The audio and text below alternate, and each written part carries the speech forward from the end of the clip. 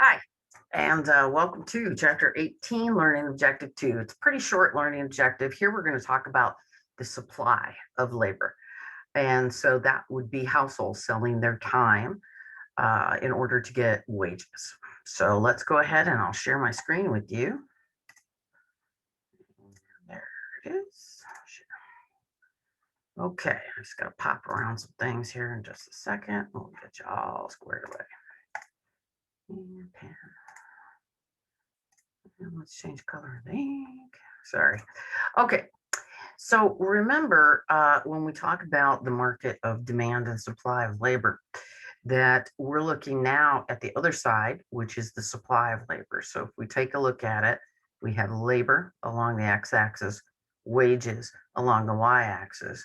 Demand for labor comes from businesses wanting to hire people.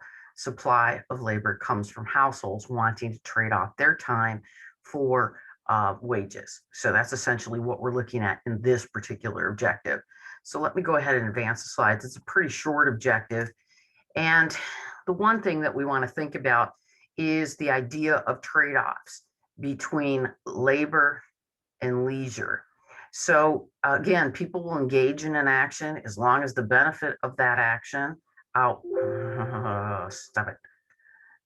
Okay, so yeah, let me try this again from current slide. Okay, as long as the benefit of that action outweighs the cost of that action.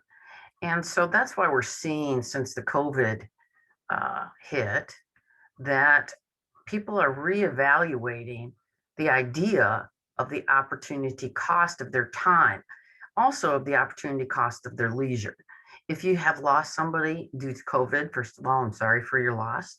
Second of all, it kind of has also had the echo impact of making us think twice about, do we really want to be spending a lot of our time working, or do we want to spend it on those things that have a value, a more intrinsic value to us, like time with individuals? So part of the labor supply curve that we're currently seeing and the labor shortage that you're hearing so much about is because individuals that were perhaps could retire did, and because they want to spend their time more on those things that have a more intrinsic value, like spending time with family and so on. So again, some of the shifts that we'll see in the labor supply curve are really looking at those ideas of the change in the attitudes towards work. Okay. At a low minimum wage level, people are not necessarily willing to incur health risks. That's what we're seeing right now.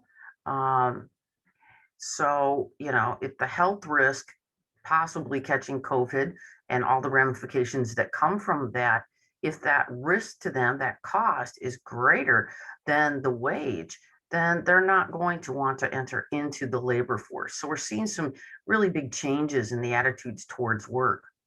Also, alternative opportunities. Maybe the job that I had prior to COVID is gone and may not be coming back as rapidly. That demand for labor may not be coming back as rapidly. So I may enter the labor market, but in a very different way. And that might require skills, training, these kinds of things. So we are seeing an increase in those trainings to re-enter the workforce at a higher level. The third one, which is interesting, is immigration. And in looking at the United States, if we think about from state to state, immigration is pretty simple because we all speak the same language. But when you look at it, for example, in the European Union, some other countries where dialects are very different or languages are very different from place to place, the immigration tends to be a little bit more difficult to happen.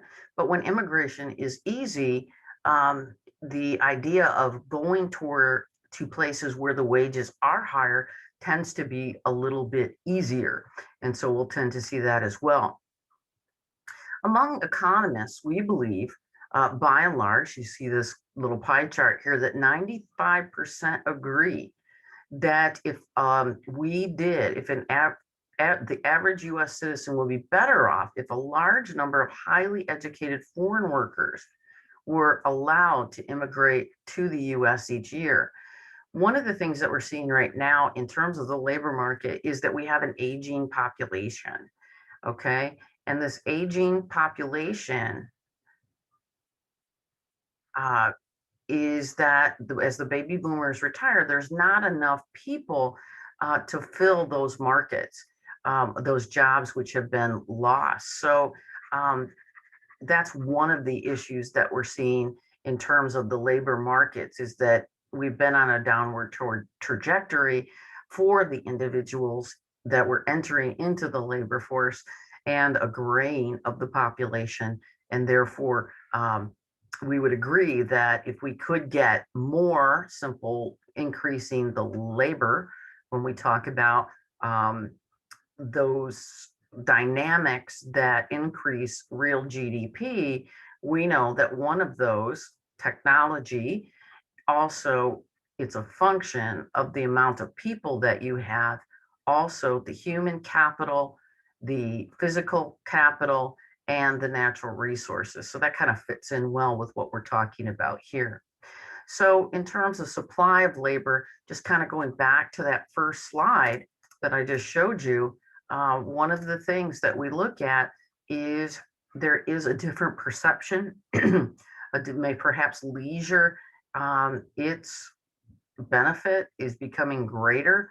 We know in the developed economies it is greater, because we will tend to look at the trade-offs and what we have to have in terms of a compensation to give that up.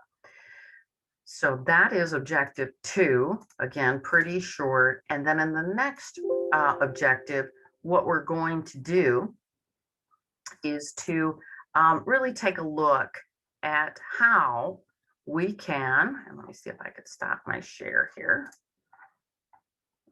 Stop share. Okay. We're going to look at the equilibrium in the labor market.